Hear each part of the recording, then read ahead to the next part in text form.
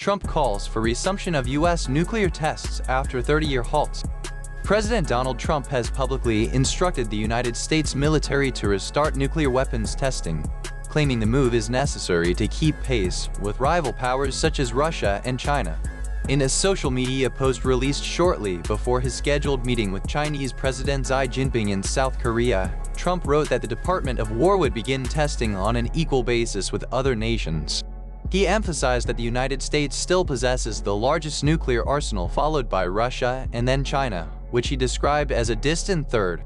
The United States has not carried out a nuclear test since 1992, when a moratorium was imposed by President George H.W. Bush at the end of the Cold War.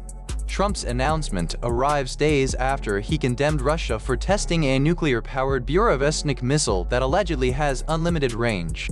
He acknowledged the tremendous destructive power of nuclear weapons, but argued that modernizing and renovating the U.S. stockpile is unavoidable during his first term. He also suggested that China's nuclear program could be matched within 5 years. The Post did not provide technical details about how the tests would be conducted, only stating that the process would start immediately. If the directive proceeds, the Nevada test site, located about 65 miles north of Las Vegas and the location of the last underground test on 23 September 1992, could be reactivated.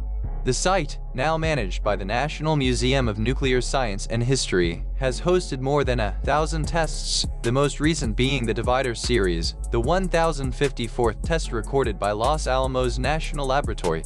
Los Alamos National Laboratory, the historic laboratory that helped develop the first atomic bomb, maintains detailed records of every test. According to its data, the upcoming series would be the 1,055th test, continuing a lineage that began in the 1940s. International observers and arms control advocates have warned that resuming underground detonations could undermine the Comprehensive Test Ban Treaty, even though the United States withdrew from the treaty in 2020. Allies such as the United Kingdom and France have expressed concern that a U.S. decision to resume testing could trigger a cascade of similar actions by other nuclear-armed states, potentially destabilizing the delicate balance that has existed since the early 1990s.